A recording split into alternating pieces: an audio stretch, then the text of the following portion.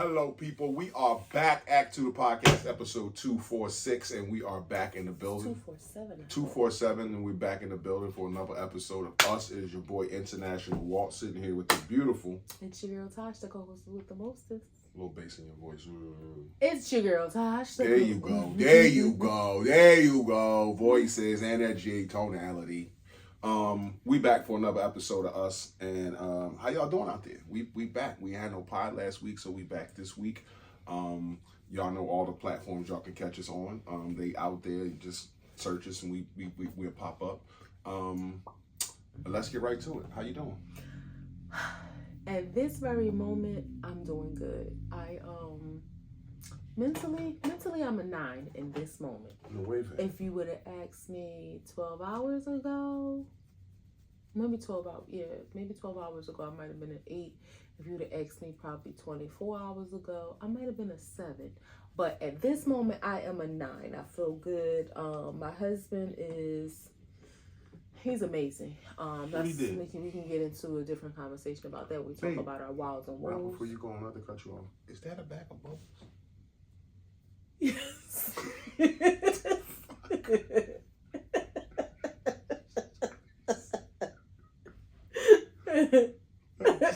ahead. And that sounds weird that you say that, a bag of bubbles, because people think, how can you bag up bubbles? But it's bubbles that, yes. Yes.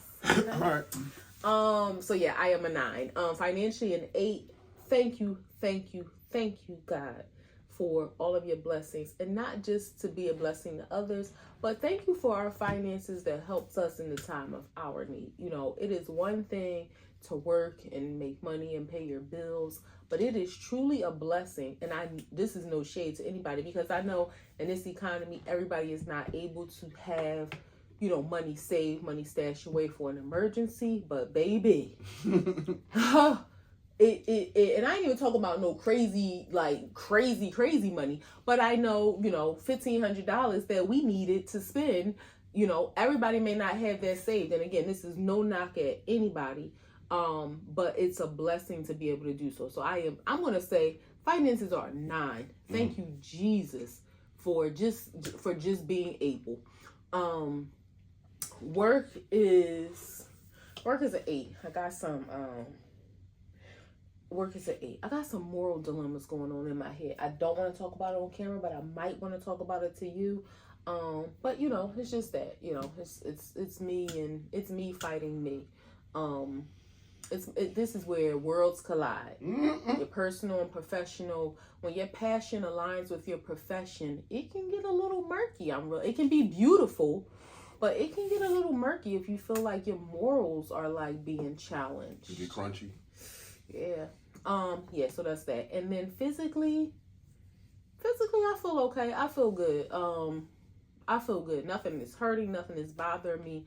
I gotta, you know, align my schedule to get back on track with stuff, but I feel good at, you know, this moment, so I will not complain. Thank you, God. How about you? My head, other than my head itching, I feel great. You look great. Thank you. I appreciate it. Went and got, you know, that didn't come out right, but I'm glad I caught myself before I said that. Went and got pampered today, you know, do what men do, get a haircut. What you about to say, manscaped? Manhandle. Oh. That's like, damn, that was like a big pause. Yeah, but you deserve some man pampering. But mentally, I feel like a 9. I'm good. I don't have no stress in my life. I don't have no shit going on in my life. I hate when I feel your energy of stress. So now I feel your energy feeling better today than it was yesterday. So thank God, thankful to you for that. Well, whatever. But I'm grateful that you feel better. That's the end goal, regardless of what the deed has done. Is the end goal is I hope she feels better. So you do, and I'm happy for that, and I feel that, and that's, you know, I feel like you back to Tasha. Thank you. Not like being stressed out and bogged down and shit, your mind just racing. Finances is a 9. Like you said, always a blessing to be able to get out of a jam if you have an emergency or something like that. So that's what you save money for in times like that. So thank God for that. Work is a solid 8. just a solid 8. Wrapping up a job, about to go into another one, and it's just just a solid 8. Just coasted along. Nothing spectacular, but nothing bad. Yeah, just coasting along. Body wise, physically, I feel great, like a 9. My body feel good. I was away on a little trip and lost a couple pounds. Even though I didn't hit the gym in 4 straight days. But we did a lot of walking. Yeah, a lot of walking we did. Airport and city walking. Yep. We did some walking. And the food we was eating was just, when you out the country, it's they don't spray all that dumb shit on the food. The chickens is small. Shit different. So yeah, I feel great. Wows and woes, ups and downs, stops and goes. My woe, and I know we'll get into it further. We experienced some travel hiccups, and that was our first experience to that magnitude. We've had a couple flight delays before, but to that magnitude, that was just like that was something. But my wow is my husband being amazing. I feel like I've always been in a position to like be the caretaker, right? Like when I was younger, having to take care of my sisters because my mom worked. It wasn't like, she was out clubbing, she was working, and what my therapist would say is I was parentified, and I kind of took that into my adult life, like just always been the one kind of in control, in the lead of things. In my family, I used to be like the party planner, event planner. I did away with that, but still kind of like taking that lead. And even when it comes to us, my husband and I share, of course, responsibilities with each other. But I think just the stressful situation we had when we were away, me having to take on the responsibility of being the translator, just the whole situation. Work being stressful when I left, being stressful when I came back, having to get back on track with things. I just felt like I was under an immense amount of pressure over like the last 48 hours. And then my husband just kind of breathed some air back into me. Just, he straightened up my workspace and he left me a couple notes around the house as a visual reminder. And it really does matter. Like, the space around you kind of helps clear your mind, and just knowing how much he cares about me and he talked about this a couple episodes ago, maybe the last episode, about how he worries about my mental space. And to be honest, I was a little worried. I didn't realize how bad of a mental space I was in until, I read the notes from him, and it just filled me with so much gratitude because it was like my answered prayer. Like God knew how stressful I was, and I don't even know when he did the things that he did, but I saw it at 4:00 in the morning, and I had a real bad, ugly cry. It like probably for like a half hour, just filled with gratitude, and just God always shows up to remind me, like, I got you. And this nigga that I sent, he got you for me, for himself too, but for me. And just that blessing, that reminder of that blessing of how much he loves me, how much he cares about me. When I say he, meaning my husband, that was just my wow. Like, I just feel great. Thank you. You're welcome. Your wows and woes? My wow is that I'm home. That I'm just home. Like I'm back in the United States. I'm home. You feel better. That's a wow of mine. My friend at work is under a lot of pressure and stress, and he felt a little better today. So just people around me feeling better. Look at you, just around being the Mr. Wow. Feel Gooder. Yeah, I'm happy for people around me, like people that I care about. So that's good. My woe is that I seen, like, I'm talking about my friend at work, like I seen him in a space where I never saw him before. Like I've never actually seen a person react that way, in a situation like that. And I'm not going to speak the specifics of his business, but just got a stressful phone call that sent them into a lot of stress. And it scared me because I never seen a person react like that. So it was like, damn, like I I don't know what to do. I don't want to let you out my sight, but I know you kind of got to go. But, you know, I'm thinking that I know I'm not driving you nowhere, but you can't really go right now. But, you know, like I'm worried about you. So, and just to see him today be a little bit more reserved and calm was like, okay, this is how I'm used to seeing you. So that felt great. You know what is probably, even though, you know, we kind of talked about his prayer life or lack of prayer life. Mm-hmm. Your prayers covering him. You gonna lead him to God. I believe that in my heart. You gonna lead him to God. Your prayers covering him. We have some deep conversations, and I mean, you know how, for lack of a better term, how goofy he can be, but you also know how smart he is. So how loving and caring, how smart he is. So yeah, maybe he's a good man. Maybe. So where you been? Where I've been? We took a little trip to Colombia. Colombia. Colombia, the country. Y'all see that smile? Y'all see that smile? It's been finished. It's been in the works, but it's been finished. All right, that's enough. So yeah, went and got my shit straightened all out. Feel good again. Got everything done. Don't need to go back. Feel good. Feel great. So we was out in Colombia, chilling. It's not like a vacation place. It's a business district. Yeah, it's like a business district. But you know, we it's me and her, so we can hang out and chill and have fun anywhere. There were some stressful times. There was some frustrating times. But anytime we get on the plane and go somewhere, it's always good until. And you can take over from there. What happened? The crazy First thing, off, how was the trip?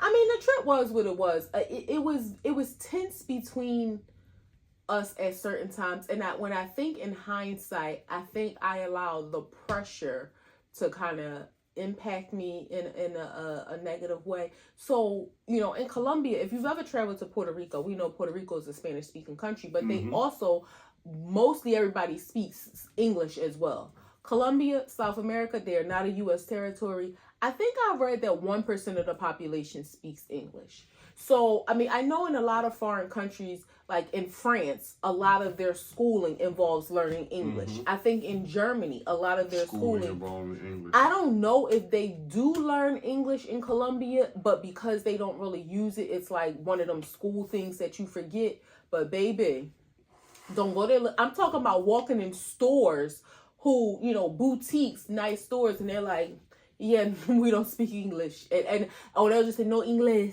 you know, like they don't speak English. They're not trying to appease you. They don't have nobody to call out the back. Now, in some restaurants, they may have somebody to call out, one person to call out the back. The hotel may have like one staff member, you know, to kind of pull to the side. But most places, now the dentist office, because they cater internationally, that it's a little better there, more comfortable. Not everybody, but it's if there's 10 people in there, there's 2 or 3 that speak English. Like good English, yeah. The other ones, they might, you know, can throw some word that, you know. And for me, I would say my Spanish is a C-. Would you agree? Yeah. Okay. I would say a C. I'm going to give you some grace. I would say a C because you're way better than I am and you way better than the first time we went there. My job has really helped me grow and just immersion has really helped me grow and having to speak Spanish in a lot of circumstances. And yeah, I didn't have this job when we went the first time in 2022. But with that being said, my understanding is probably like a D.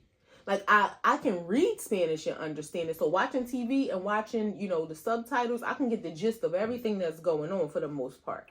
But understanding and hearing somebody is like, I gotta sit there and kind of break. I'm a visual learner. Like I think I'm a visual and hands-on learner. So just hearing something, let me see it, let me do it, and then I can learn it. So that creates, you know, some stress there because people are talking to me and it's like, okay, like that's weird having a conversation where you say something to somebody and they respond back and you gotta think. Then it's like, okay, now I can respond. So that's stressful. Whatever. It's time to go. We make the best of it. We made the best while we were there. It's time to go. We leave. Everything is on time, like planned, on, the Saturday. We get in the plane. 2:00 flight, right? Yeah. Flight leaves off. We're comfortable. He got his headphones on. He watching a movie or TV show. I forgot my headphones, so I'm asleep, which I sleep on every flight anyway. Ding, ding. Hello, this is your captain or your pilot, whatever the hell they introduce themselves as. Long story short, during takeoff, the plane hit a bird, and the pilot says we have to. We were like a half hour, 45 minutes into the flight. We hit a bird during takeoff. We got to turn around and go back, and we're going to be back in like a half hour just to let them check out the plane, make sure we don't have nothing wrong. His headphones, he got good headphones, so he hears nothing. I'm like, you hear this? He like, what? We going back. They hit a bird. They got to check out the plane. Fast forward, the plane is messed up. The dent was big. It must have hit a pterodactyl. Like, it had to. It had to hit a pterodactyl. The fucking dent was so big. It was so big. And the crazy thing, the pilot said we going back to make sure it's no engine trouble. The damage was from the nose of the plane going back on the left side. It wasn't even near the engine. I thought it hit the windshield because when I looked out the window, I didn't see no engine on fire, and nobody on that side said anything about no engine on fire. So I'm like, okay, it's not the engine.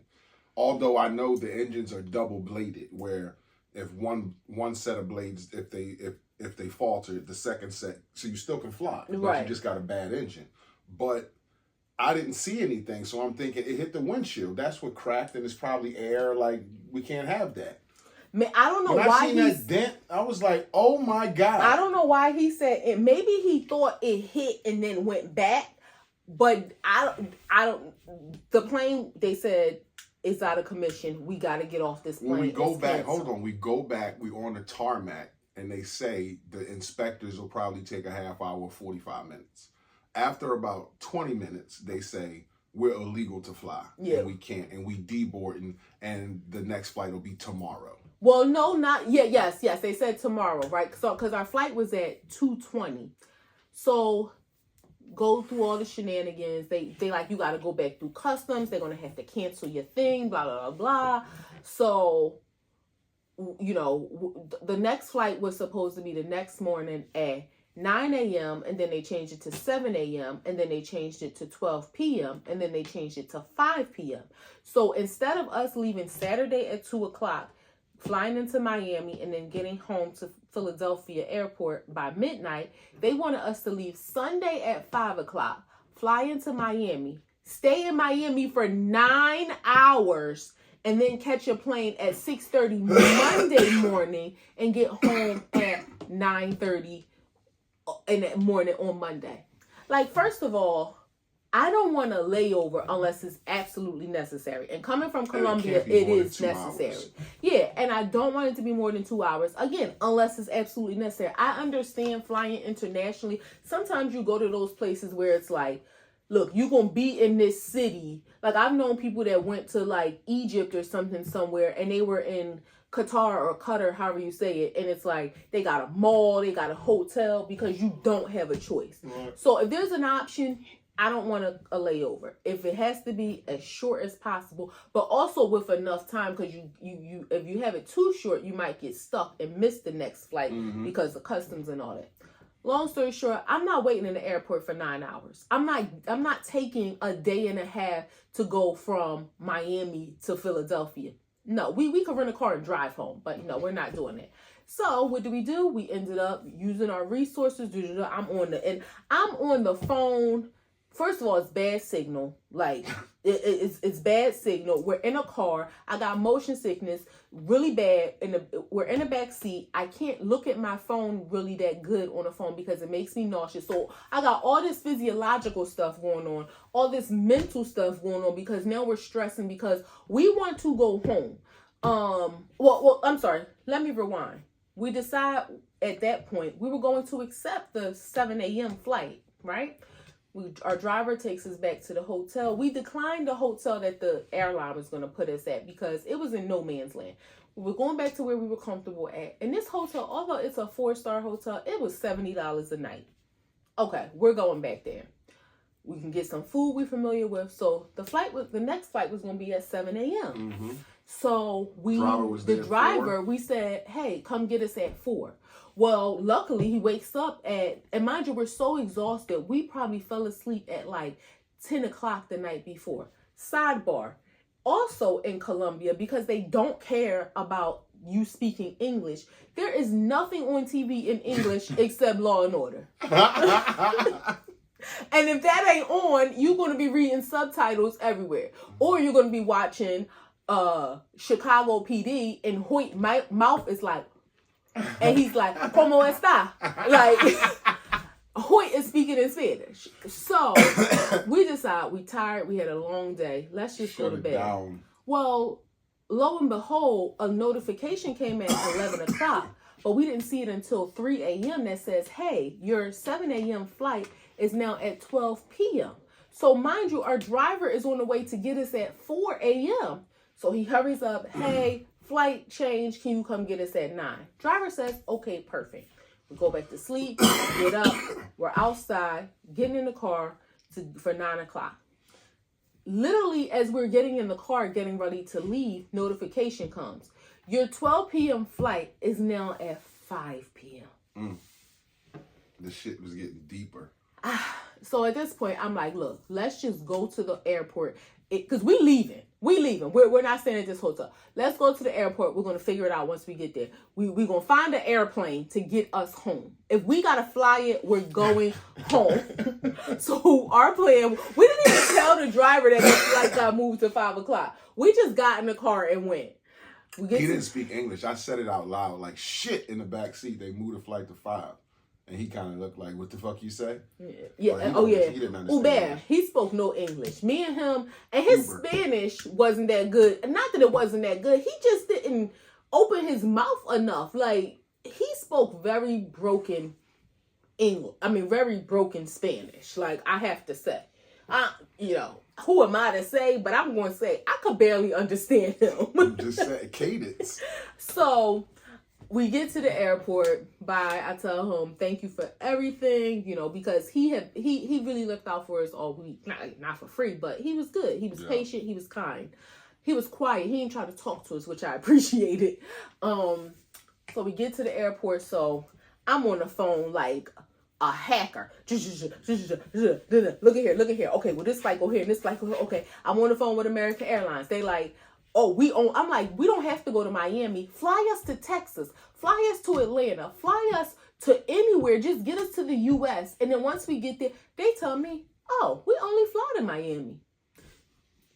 I was like, so we don't even have an option on American Airlines to go anywhere else. And then I realized, because this is a small city, it's American Airlines. They like, look, we're going to take you to Miami, and then anywhere you want to go in the U.S., you go from there. I figured out United Airlines only goes from Cali, Colombia to Bogota, and then they go to the U.S., I think to Texas. So I'm putting all these clues together. I see other people, too, who were on our flight the night before. One girl, she was going to Panama. I'm like, she was on the flight with us to go to Miami. She getting on this plane to Panama. Yeah. I didn't want to go to another country and have to go through their customs, because that's a whole different story about how I feel like somebody in my past, because my sisters have encountered this issue, not in my past, but in our family with like my maiden name or something, must have did something illegal. Because my sisters go through the same thing. When we go through airports, customs gives us, my name is always called. And now his name was called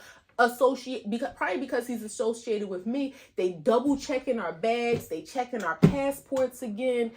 It just was a lot. It was a lot. So you and initially to back up, she bought fucking fruit into fucking Colombia, which triggered that a fucking started alarming, the process. Alarming, we got to go in this room. We got to talk about we could have been on to catch a smuggler. We got to talk about fucking this. She got to fill out paperwork.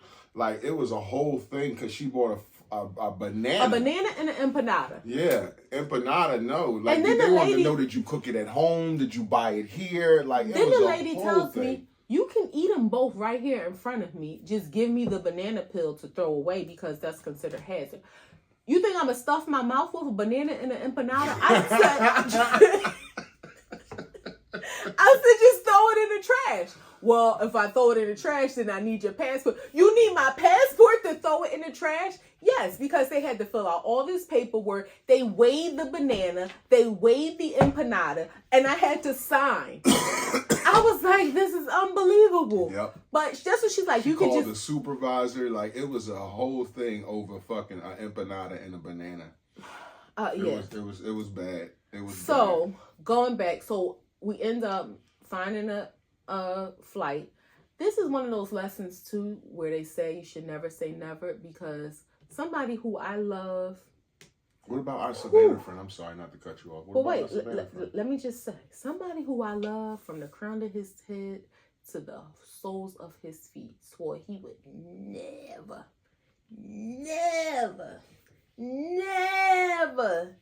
catch the Big Bird Spirit plane. Well, baby, guess who came to our rescue? Spirit. Okay, the spirits were with us. When you want to go home, you want to go home. It's like, I don't give a shit. We can ride a donkey out this motherfucker. I want to go home. Find our own pterodactyl to take I want us to go home. home. I don't care. Get a horse out here. Like, I want to go home. I don't want to be in Colombia another day. Yeah. It rained a lot. It was dreary, damp. So, yeah, it was like, I want to go home. And we were supposed to go home the day before. Now they telling us we can't go home till tomorrow. And it's today. No, I want to go home. So we ended up finding a flight. And that was actually the same time frame as our original flight. But it was just the next day. We flew into Fort Lauderdale instead of Miami. Had a nice dinner. And then got home. It was a white guy in the airport who initially we met when the flight was originally canceled. I was standing outside, talking on the phone, trying to shake and bake some moves. He was doing the same thing. Shout out to Sonny. Yeah, I never knew his name. Okay. Sonny. Yeah, so he was doing the same thing. So he wasn't having luck.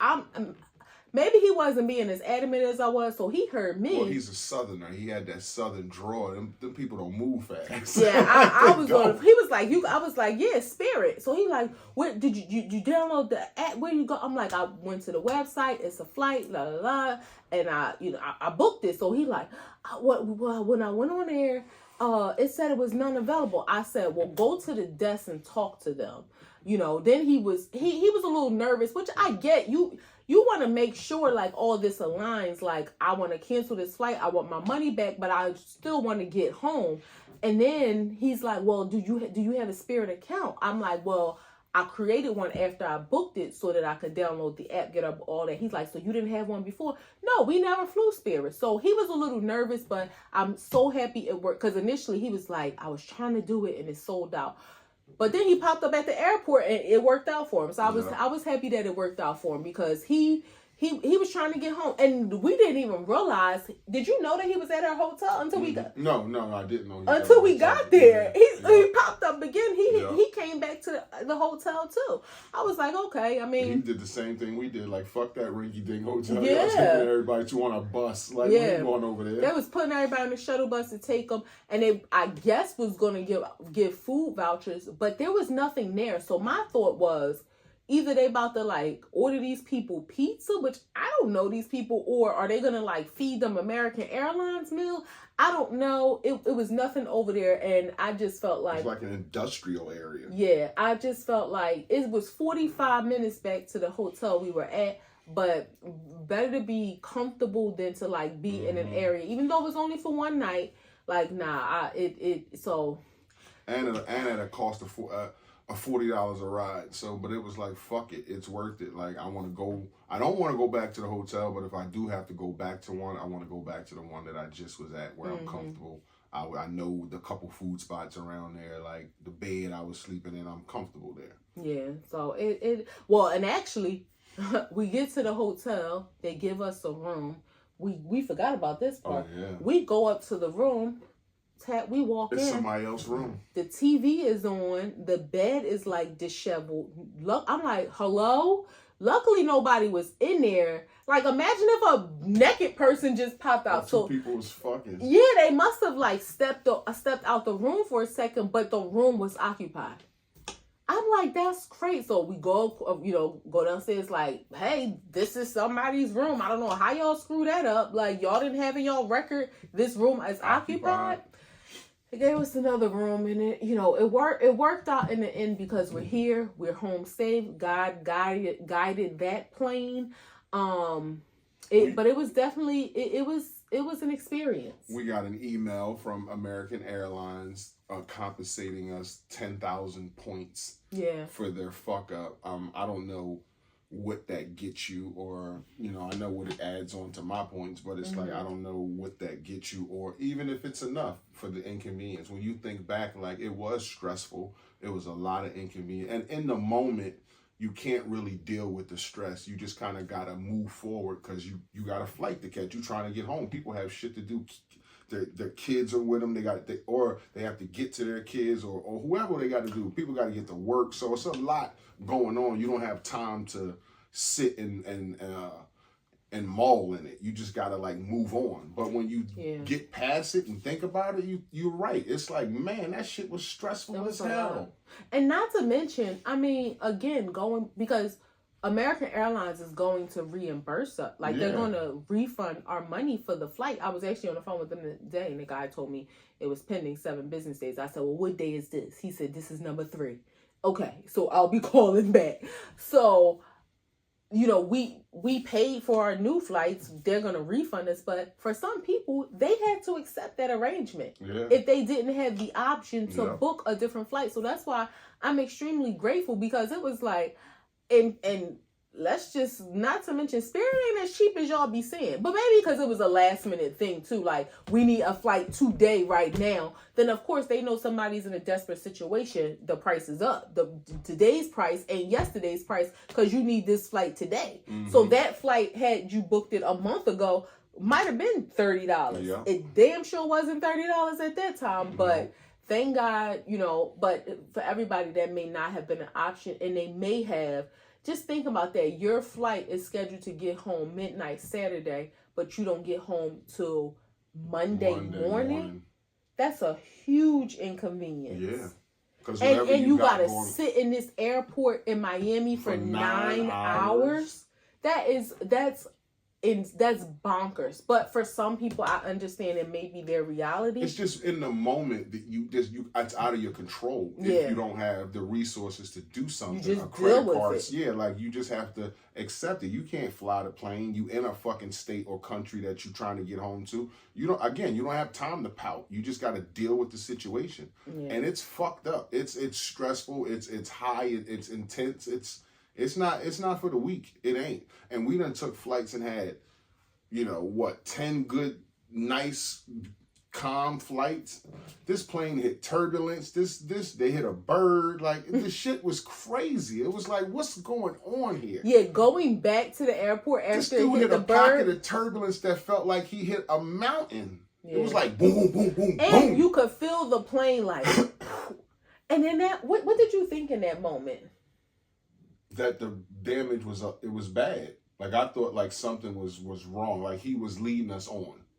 I thought for a half second, like, oh crap, we going down. For real? But I was eerily calm in the sense of just like, because I think in my mind it was like, what can you? I didn't even. Some people in the plane screamed. Yeah. I didn't scream, and I didn't. I think too, this is why I probably had such an emotional breakdown, because I finally was just letting out all of the stress. Because in that moment, it was just like, I just turned to my baby, always like the window seat, so I just turned to look at him like, is this it? Like, I never felt turbulence in that way of like. Like, it felt like the plane dropped 100 feet, hitting that bump. And people screamed, and it was like, oh my God, this can't be it. I mean, it wasn't it, but for a half second, I thought. I don't think in that second, I mean, I thought about it, but not like as a knee-jerk reaction when the turbulence happened. I just thought, like, I always just think God got us. Like, we gonna be straight. And I thought, like, okay, this is some turbulence. Now, this is turbulence I've never, ever felt before. And that shit was scary. Like, it jumped you in your seat. And it was for, like, 2-3 seconds. It wasn't, like, just a bump. It was, like, boom, boom, boom, boom. And like she said, you felt the plane just drop. It was like, what the fuck is he doing up there? Yeah. And I'm thinking the damage is worse than he told us to keep us calm. Yeah. But the plane is fucking up. Like, I don't know what's going on, but it's fucking up. And then we came out of a cloud and it was like, oh, you can feel the plane like reset and now it's smooth again. It was like, oh, okay, like I'm back. I'm calming down, but my heart was racing like a champ. It was racing. I will never understand why clouds are hard. Like I just don't get. The weather is in them. That's what it is. That's why when I was young, I thought like, damn, there's people who fly in the rain and the snow. Until I got older and people were like, no, like when I'd never been on a flight. They like, you go above the clouds and it's mostly, the sun's out all the time. The weather is in the clouds. All the movement, the thunder, the moisture, the heat, this all that shit's trapped in the clouds. So when you go in there, it throws off the fucking... It sounds like you hitting boulders. Yeah. It sounds like you hitting a potholes. car. Exactly. Yes. It's like you driving a car on the road hitting potholes. Potholes in the sky. That's what it feels like. Sheesh. Yeah, that's crazy shit there. I did not enjoy that at all. Yeah. I mean, so how would you rate the first experience compared to the second experience in Colombia? The first experience I think I did on sheer adrenaline. Like this time it was like, this shit is long. Like the flight going, I was like just trepidatious about that. Going to Miami, then going to Colombia and like just being that far away from home. Like, yeah, it's like that shit is, I don't know. It's like I was getting homesick quick or something like that. I wanted to just come home. And then they told me I needed 3 days to be down there. So that's how I booked my shit. Well, the first day we get down there, they put me in a chair. They clean me up. They pop in what they got to pop in, pop. And they like, all right, you can get out. And I'm like, all right, I come back tomorrow. They like, yeah, you might be done. You might not. I'm like, what the fuck that mean? They like, we'll see. Next day we go in there. They sit me down. Clean me up, you done. What they said would take 3 days took a day and a half. Yeah, so now we could have flew out Thursday night and we got there Wednesday. We could have flew out Thursday night if we knew for a fact like what their time frame was. Yeah. But they said 3 days, so we booked till Saturday and we didn't even have to be there. We wouldn't even have to be a part of all that stress that we went through. But it had to happen that way. And you know, one thing I thought about too, I think the weather played into the homesickness too, because, you know, we're going to enjoy ourselves wherever we are. But the weather making it kind of, it's like a gloomy weekend when you're home. You just is kind of like chill and relaxing. But you ain't got as much energy. Yeah, but we were in a place where we had to go out. The hotel food sucked. It was horrible. Although it's a 4-star hotel, like the shit. So I thought she had pigeon the first night, but she said it was chicken. It was a chicken. That was and I'm never a person to order a roasted chicken at any restaurant except Bruce Chris, because that stuffed chicken is amazing. But the chicken was good, and that's bad when you like, okay, a roasted chicken is the best thing. This is we're in Colombia, and you know we're looking forward to some paella. I don't think that they cooked anything. Anyway, I think they just warmed up everything. Like, I don't know. The food part, we found a good little restaurant that was American food. It was the burgers and fries in the mall, which, you know, that was delicious. But, you know, we didn't really get it wasn't a vacation at all. That's when people, you know, some of my friends was like, oh, have fun. I can't wait to see the pictures. I'm like, this ain't that kind of trip. Like, we going to have fun and enjoy ourselves together. But, you know, the most fun we had, which, you know, we'll talk about later, was watching some good TV on the phone. But, like, you know, the experience itself, you know, it wasn't, we had a little social media content fun, trying to make the best of it. But I think that's what kind of added to the homesickness is if it was sunny and bright and we could, like, kind of bounce around a little bit better, that might have been different. But it was like, look, we gonna go outside and get back in here. And you'll get hit by a motorbike over there. There's thousands of them on the street. Yeah. But I'm sorry. Go ahead. Comparing the second experience to the first, I would enjoy the first experience way more.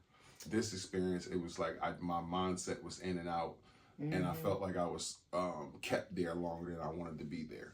So yeah, I didn't enjoy it as much. I was kind of happy that I was getting my shit done and I was wrapping up and all that kind of stuff, but I wanted to go when they was done. Like when we walked out of there that day on Thursday, I wanted to go. Yeah. Like I was over with it. And I think too, the first time we went in August, this was October. So the season's changing. And again, less sunshine. And the first time we kind of made it into like a little vacation. Like, you know, it still was the same city. How long was we out there? The first time. I think maybe 5 days. Wow. Yeah, it was your birthday also. Okay. Yeah, so I think it might have been 5 days. But again, we purposely wanted it to kind of like be a little vacation-y, even though the city itself is not like a touristy spot. But we were like, okay, we're going out here to do this. We're going to make the best of it. This time we had the mindset of we going here for a purpose and we're going to get back home. We just didn't realize how fast we could have come home. So when we knew like, all right, we got these days to wait, it was just like, I was over it. Yeah. Friday was long as shit. Yeah. Are we fucking with American Airlines again? I mean, I would. Do we think about a United or Advantia or Delta? I hear that they're a good airline. I hear that they're pricey, but I hear that they're a good airline. Don't get me wrong. I'm not saying no airline doesn't have its quirks. I'm just saying you try an airline. We had that experience. Maybe we back off of it for a couple trips and see what, just to have an experience, a baseline of other airlines. Because if we only fly one, then we only have a baseline of one. My thing is this. No, we flew United. Yeah, we flew United once. Yeah. That wasn't bad. No, my thing is this. And Spirit wasn't bad. I'm sorry. Spirit wasn't bad. The plane wasn't bad. The space wasn't bad. I know a lot of people say they don't have a first class and all that, but they kind of have like some bigger seats you can buy in the front. Yeah. They ain't got no curtain or nothing like that. But the plane ride wasn't bad. The plane wasn't dirty. It didn't stink. It wasn't old. It wasn't brand new. Plane. Yeah, it was a nice plane. It was a fucking Airbus, and it was spacious. Yeah. Like we was in seat 9 and 10. 9 and 11, yeah. 9 and 11. And this, it was cool. It was spacious. So I would say this. I would not, my thing is, any plane, regardless of what name is on it, you can't control a bird, right? Mm-mm. So it's not like this hiccup happened just because of some American Airlines foolery, like, oh, the flight got canceled and we don't know why. So I think the freak accident of it hitting a bird kind of created a ripple effect. Let's also acknowledge the fact, yes, of the government shutdown, which from what I've heard has limited the number of flights available because of air traffic controllers, the staffing. So I feel like I don't necessarily 100% blame this on American Airlines because, again, it hit a bird. Like how crazy is that? I was so curious. 53% of planes hit birds, right? But only like 53 encounter a bird strike. But only 3.4. That's half. No, but only 3.46% of those result in the planes having to be grounded or canceled. So what that guy said about all planes having to be grounded doesn't appear to be true because the stats said otherwise. Only 3%. So if you figure if there's 100 flights, right? 53 of them a bird might hit. I was thinking once it gets where it's getting, if it's okay to fly, that's another thing I'm going to talk about. If it happens when you get there, I think the plane is taken out of rotation. Okay, maybe. So maybe they don't always come back home depending on how far you are. Because if you think about it, if it's 100 flights, 53 of them hit a bird, right? And only 3% of that 53 are grounded. Like, that's not a whole lot when you think about the number. Yeah, when you think. So, again, I don't blame this on United Airlines. And I think that also the extra layer of the government shutdown impacting the number of flights. I'm not opposed to flying any airline. It's about the money. Like, for me. I'm opposed to flying some airlines. But I want to know who's responsible, who says if you hit a bird, you have to come back. Because like you said, all planes aren't grounded if they hit a bird, and 53% of them hit birds. We hit a bird on takeoff. Right. We was in the air for 45 minutes flying to Miami. And then all of a sudden, we're going back. So I don't know if the pilot is like, hey, it's up to me. Is the plane got lights on now? Like check engine, for lack of a better term, is the check engine light on? Is it a subjective call? Like, is it up to me if I want to do it? Or do I have to immediately go into a protocol of calling back and saying, hey, I hit a bird, and them saying, I can't imagine them saying go straight for 45 minutes. I can imagine them saying, hey, you might make a loop around the airport and we can clear everything off again. But for us to be flying for 45 minutes, for somebody to make the decision that, hey, now you have to loop and come back around, I want to know who's responsible for that. Like, who makes that call? I mean, because again, if you take off and upon takeoff you hit a bird, so you're not even up in the air yet. By the time you get up in the air and level out, you say, hey, we hit a bird on takeoff. The FAA should say, okay, we're clearing out the what do you call it? A runway. You circle back around the airport, and they make the calls to all the planes. Hey, don't take off right now. We got a plane that's coming back. I can't imagine it's just go straight for 45 minutes. But we also have to consider in airline talk, in pilot talk, what's considered takeoff. Takeoff can be like between ground, like, cause how high do they fly? 35,000. Yeah. So takeoff could be between ground to 10, like maybe not actual soon as we take off. The takeoff period could still be being considered during that ascension. Well, you got to think the takeoff. I would think birds, how high they fly. There's no birds up by the clouds, especially that big of a bird. So if he meant takeoff, I would think it's kind of low where it hit the thing. I'm just saying. But we don't know what kind of bird. It was a pterodactyl. I understand. It was a big ass bird. It was a big ass dent. It wasn't a pigeon that hit the goddamn plane. It was a huge dent, like a seat you sit on, like a dent. Like it was a big dent. So I'm just saying there's no birds that fly that high and soar up in the air that are that big. So it had to be low, like an egret or some shit like that. But babe, you also got to remember, we weren't in the U.S. Think about Colombia has mountains. There's birds that are up in the mountains. So we just don't know. That's true. And also, if there's damage to the plane, why do I want you to go further away from the airport?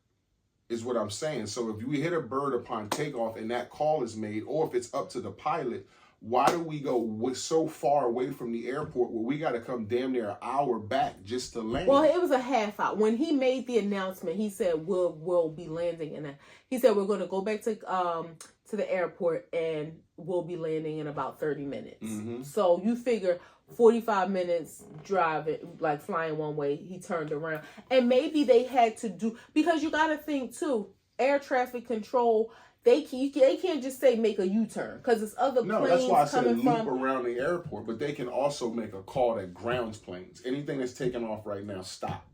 But what about planes that's already in the air, getting ready to land? I'm just saying, in my mind, I figured he did all of his planning and logistics on the phone with people before he told us. Of course, I would think so. You know, I just want to know, is it who the made pilot the decision call or is it the FAA that says, hey, bring the plane back? And I would want, if it's the FAA, I would want to ask them, hey, why let the plane go so far away from the airport? Because if you don't know what the damage with the bird done, like you got us up there in the air and we're farther away from where we got to get on the ground. You would think you want us closer. Like, hey, don't go too far if you hit a bird. We don't know what the damage is. But we also don't know how high we were.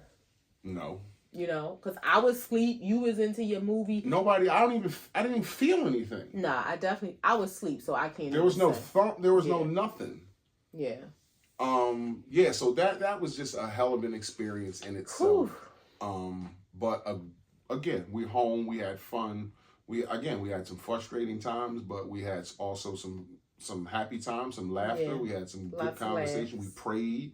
And we had good burgers, good fries. And my wife spoke great Spanish. Like I'm the head and lead of our household, but in that situation, I have to shrink myself because I lean on her so much. And I'm super proud of her. I'm thankful that I have a bilingual person in my life, but that's a stretch. she stood up and she led the way, and she got our food, and she got ordered for me, and she got stuff, and she messed up on the money a little bit. She got me some charges on my bill I ain't like, but the ATMs was tricky. Yeah, it was like, their money. So $1,000 is, well, in that's not just their money. In Spanish, uno mil, which sounds like 1 mil, but that's really 1,000. It's just their money is tricky. I know it Pesos now. To US dollars is a big fucking gap. But you know what I also noticed?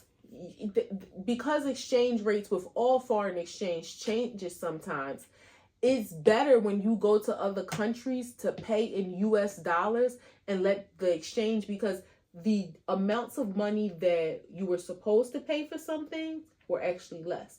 Like the thing that was, I think it was $150, it only came to $133. And it was something else that was like the big thing was less. So I was looking at them. Yeah. So I mean, yeah, the money was tricky, but I appreciate it, babe. You know, it's stressful for me. I was watching TV. I learned from watching TV. It really gave me empathy for people coming into the US or going to any country where they don't speak your language, and how you have to learn. Like, I couldn't imagine being like there by myself and you walking around literally all day. Spanish lessons is running through my head, thinking if I encounter people, how to say this. Well, remember what I learned on TV. It's Sweet Tea on Instagram, remembering lessons that she taught. Just trying to slow my brain down so when people are talking to me, I can hear and interpret what they're saying. Like, it's stressful. It's a lot. And then, again, it made me kind of feel bad thinking people come to this country, and just imagine sitting somewhere and people all, y'all know how ladies, when we go to the nail salon, you know, they all talking and we ain't worried in that environment. But imagine if that's your life all the time, where people are talking and you do not know what they're saying. You do not know what they're saying. And now, at least Spanish, I can ask certain things and we can kind of figure it out. And again, I might know, I used to know 6 words, and now I know 10. Yeah. So somebody would say something to me and I would look at her like everything. Yeah. So again, I'm super proud of you. I'm just happy that I know you. And I really tried not to use Google Translate. Yeah, I do. I don't care. And then I was reading my book this week. I was back in my book. So yeah, I'm determined. Like, I got to know more. I got to learn more. And the only way to do, even my friend at work say that you're going to learn if you just speak it. Immersion. You got to speak it. He's like, you can learn the book all you want, but if you don't speak it, you're not going to know it. You're not going to retain it. So yeah, that was our trip to Colombia. That was our recap about that. It's fall time now. I don't know how to segue into this, but it's fall time now. What they call this sweeps week and all that kind of stuff. Shows come back out that was off all summer. So we watching some pretty good TV. I know we're looking forward to Mayor of Kingstown, which is this month, and Landman, which is this month. Oh, Landman is so good. But we was watching Ed Gein. We found a new show on HBO Max called Task, which is great. I checked out a series on Netflix called Wayward with what's her name? Collette. Oh, Toni Collette? With Toni Collette in it. And that was about the kids where they went to this private school, a boarding school, and they was fucking them up and beating them and drugging them and all kinds of shit. But she did great acting in that. That was good. And then the new series, John Wayne Gacy, is on Peacock.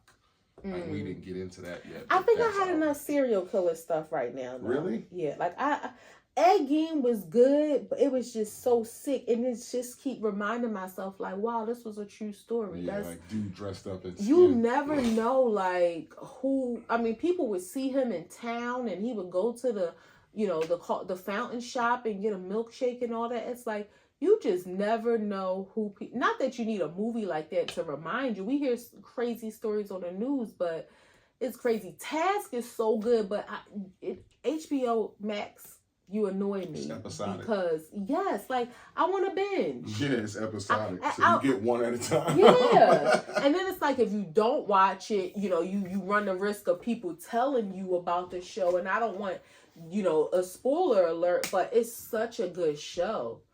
It is. It makes you really, as I get older, I really pay more attention to actors and who they are in their work, their body of work. Mark Ruffalo is a great actor. He's got 2 Oscars. So I know. I mean, I know, like, in hindsight, he always has been, but just really seeing his work and watching him, like, he really is a great... We found another show. It has a weird name. I can't remember the name of it. Where he played brothers, himself and his twin brother. We only saw... One's got schizophrenia and the other 2 episodes. Or did we just watch 1? 2. 2 episodes. And it's pretty good. But yeah, Mark Ruffalo is and Toni Collette, like you mentioned, she's a great actress. Yeah, but it's a lot coming out there on if you got Apple TV, HBO Max, and Netflix. It's not a lot of stuff on Prime that I see. Yeah, don't be a lot of stuff on Prime. And we gotta get our Hulu back. But it don't usually be a lot of series on Hulu. Just be a lot of shows and movies on Hulu. My show I like. I can't think of the name right. Reasonable Doubt is back. I've been watching that. What's that on? That's on Hulu. Oh. We got the Hulu hookup. But Apple TV and HBO always Apple hit home TV runs. knock it out the park. They hit home runs. Yeah. Especially with that Jake Gyllenhaal, that Presumed Innocent. Yeah, HBO Max. Yeah, that was good. That but was HBO, good that was really good. Yeah, that was good as hell. HBO Max too, but again, it's episode. Like even when Landman and Mayor Kingstown come back, like I feel like I want to wait. I need like 2 or 3 at a time. That's Paramount. Yeah. Yeah, I need 2 or 3 at a time. So what y'all watching? That's what we've been watching. Let us know in the comments if you seen something good. Let us know so we can check it out. So yeah, we've been watching Ed Gein, Taz Wayward, and I'm gonna be into the John Wayne Gacy. I'll let you know. I mean, I'll check it out with you here and there, but I mean, you're right. The dude killed like 40-something people and hit him under his house. So it's kind of like, Yeah. And he was a clown. That's weird in itself. So I'll see. 3 grams. Derrick Rose got caught. The last. Damn.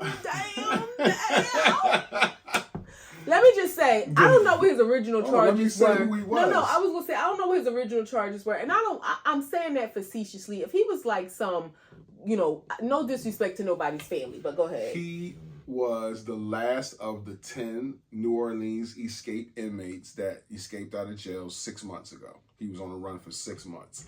Got to Atlanta from New Orleans. Was in a house. He could have got there in a day. He stayed at several houses throughout his journey of 6 months being on the street, but they said he was staying with a girl. That's how all this came to an end, is that he had an argument. He had like a girlfriend and got an argument. Like he got a girlfriend on the street, was staying with her or in a house that she had something to do with, and got into an argument. Next thing you know, the cops showed up. So just all that shit ends over got into a fucking squabble with your girl and she calls the cops. But she called the cops on him? She may have. It looks like it. But the cops showed up. Allegedly. But he was sentenced in October of 2024 for a double homicide that was dropped to, I think, 2 attempt homicides. Second degree murder.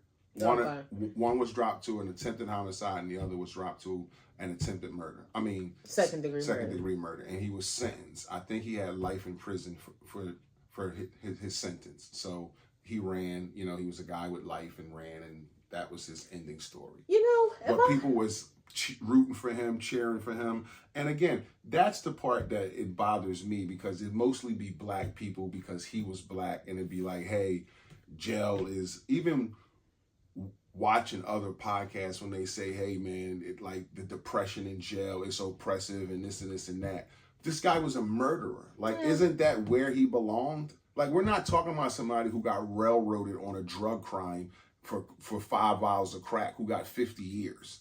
Like, no, this was a guy who killed 2 people. And he like, what's supposed to happen when you kill 2 people? You're supposed to go to jail. That's where you're supposed to belong at. In reality, yes. So how is everybody cheering for him that a murderer got away? People don't care about him as a person.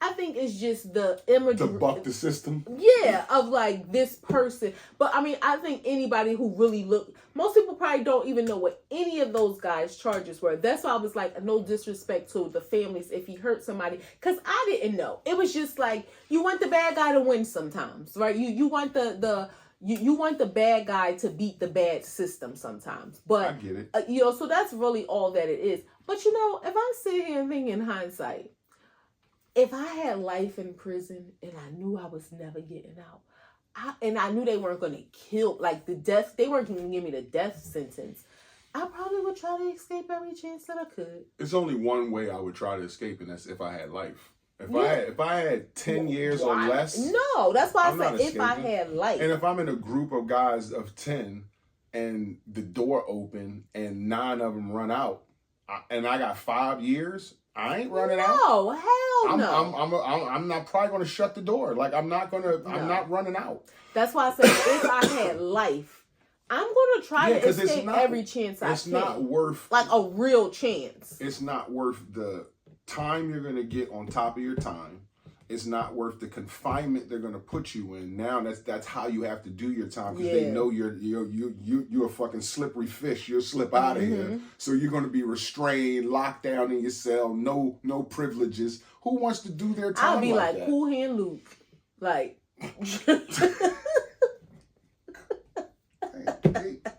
You date the shit out of this stuff, like Cool Hand Luke. Like everything. Like that shit was like over everybody head out there. Who Cool Hand Luke is? If you 45 and up, yeah. I'm telling you, if I had life and I knew I was never going home, baby, I'm trying to slip through these cracks every chance I get. Yeah, and this is not about him necessarily, but when you hear about somebody escaping, you've been out for 6 months and you was one state over, 2 states, whatever it is. That's the thing, right? Like you ain't even getting nowhere. You could have been in Mexico selling sombreros on the beach. If all 10 of them ran out of jail, all 10 of them didn't have life. So a few of them had some years. A person might have had a 1 to 3 and ran and escaped. You stupid. Now, but the thing is, even if you plan to escape, what's the plan? Right. Like nobody that I love, I can go near. Because that's what they're looking is going to put them in jeopardy. I have no money. I have no phone. I have no card, no sense of and I'm on the news every chance they get to put me on the news. So although I ran out this door, what the fuck am I going to do? So what his plan should have been, you know how the Mexican, so this is what you got to think about. And I got a jumpsuit on. That's the last thing. Go ahead. You know how, the coyotes, the people who smuggle immigrants into the U.S., he should have connected with one of them going the other way because nobody's checking to see who are they smuggling out the country. They're checking to see he should have thought ahead and been like, I have to leave. If I want to be free out of jail, I have to have the mindset of I'm going to start another life. Like, I have to leave everything behind and I have to get as far away from here as possible. You can't go to Atlanta, bruh. What's the woman that just died? Diane Keaton? No, the Black Revolutionary woman.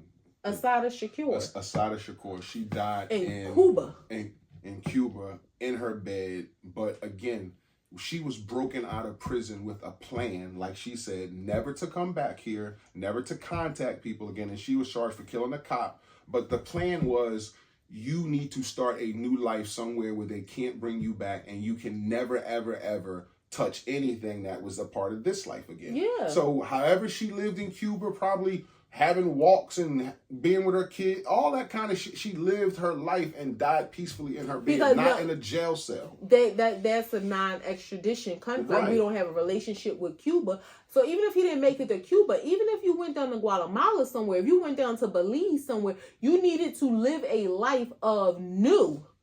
Of like I completely. That just seems so far away when it's like I'm in a cell now. I'm out on the street and I'm supposed to get myself to Belize. Like how the fuck am I going to do that? The same way they get themselves to America. You live under somebody's engine in the truck and let them drive you down there.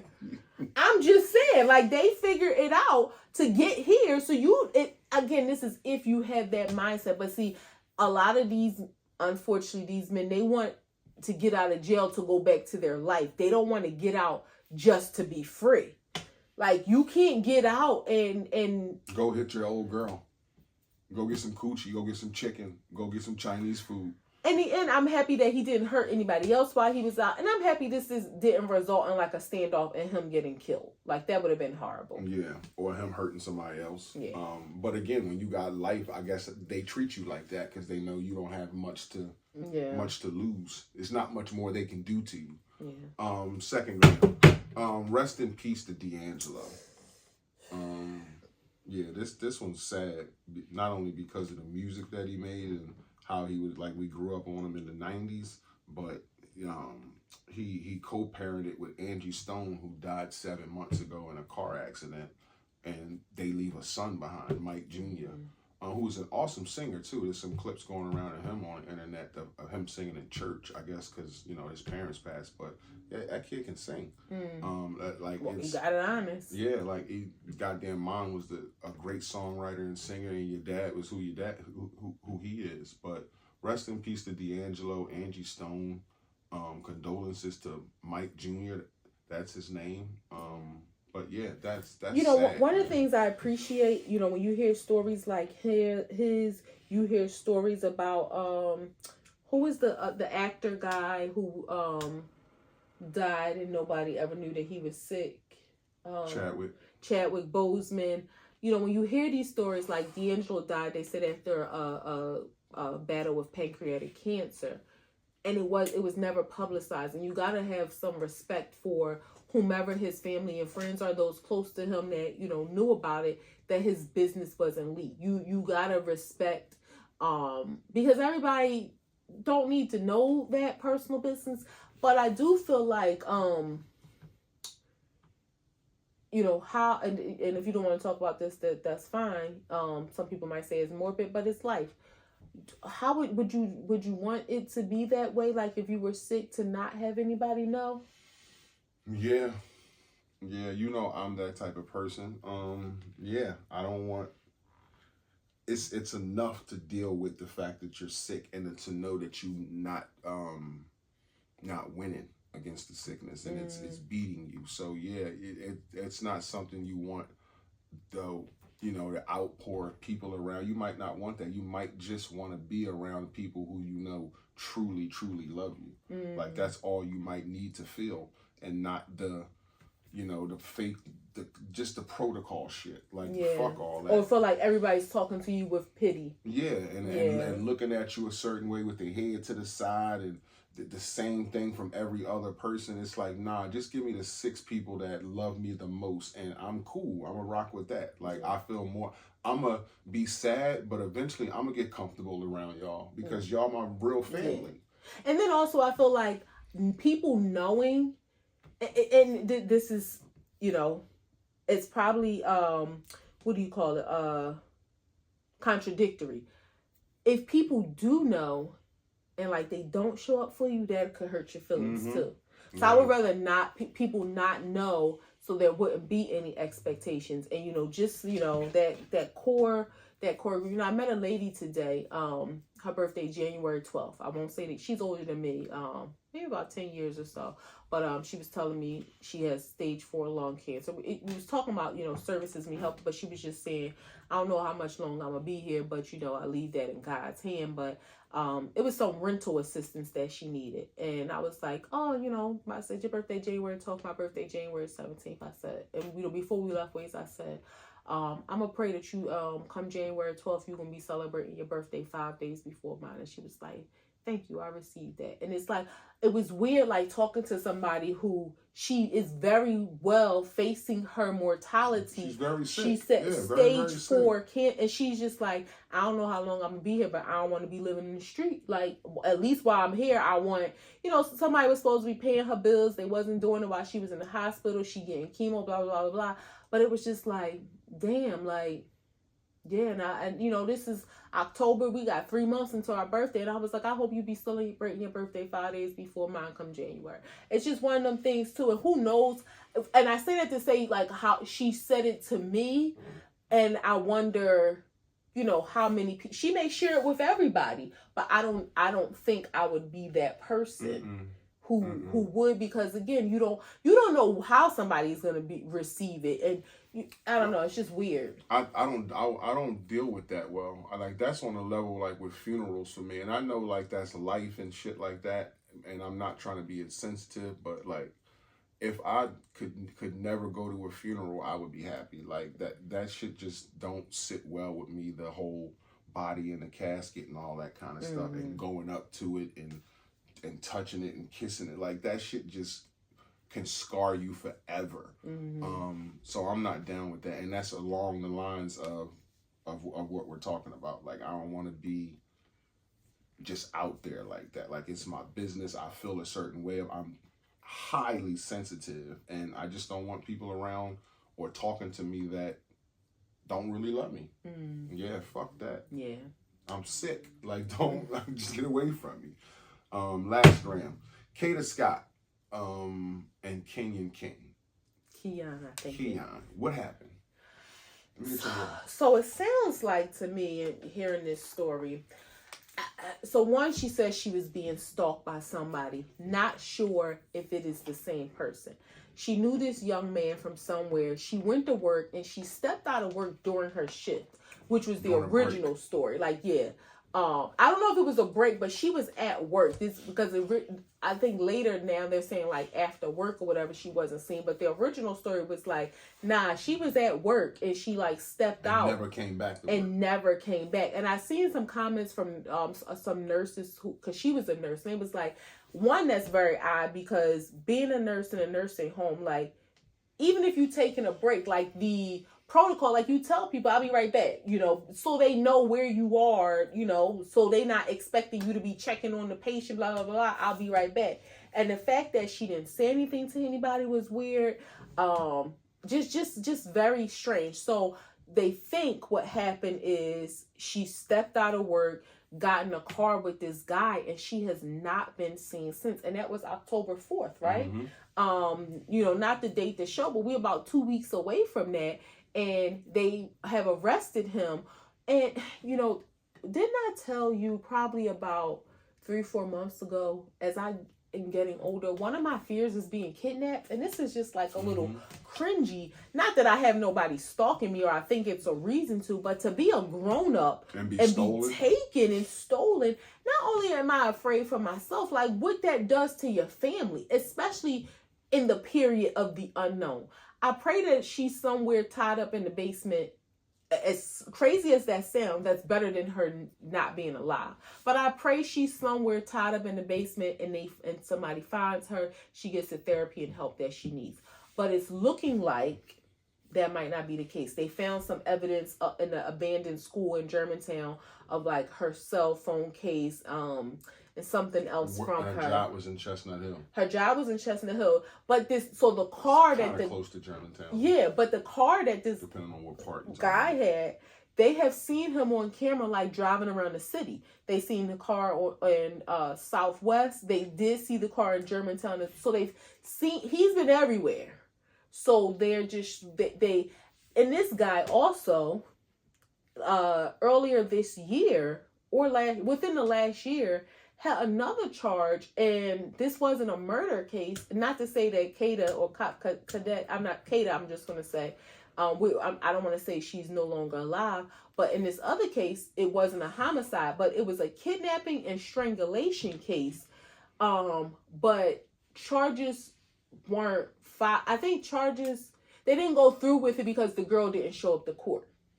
But they are saying they're going to try they're going to try to proceed again with that case. Hopefully the girl will show up. They're asking if anybody else has any information. But I was talking to a friend today who was saying, she's interested in potentially stepping out into the dating world again. But she's like, there's a lot of men. This is women too. So this is not a man bashing thing, but we're talking about men. Emotionally unstable. Like, and that's scared to just think let's say he just liked her, but she was trying to I didn't really like that. That's a generalization, though. I just said a lot of men. That's all. Yeah, but that's a generalization. I hear what you're saying, and you're probably right in a sense, but it's the generalization of men that we're unstable. No, I said a lot of men. I didn't say all. I know, but when you say a lot, it's like, I think it's a lot of people emotionally unstable.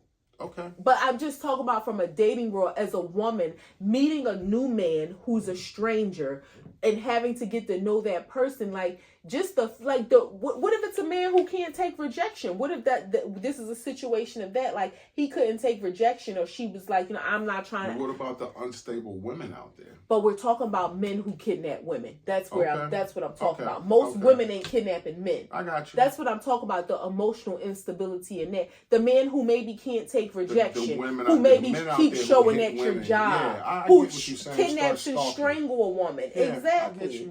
Or shows up at your job. The men out there who are a danger two women. Exactly.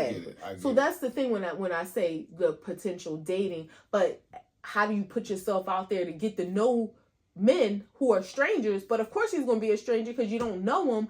But it's just that fear, and then you hear stuff like this, and I mean, you get to know people. You ask pertinent questions, and you don't put yourself in a situation where you're alone with people. You're not going nowhere with no man in his car.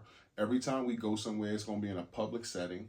True. And that's it. And we can do this for a year of dating and going out. I can control this. So I can not put myself in that situation if you're smart enough. If you think like that.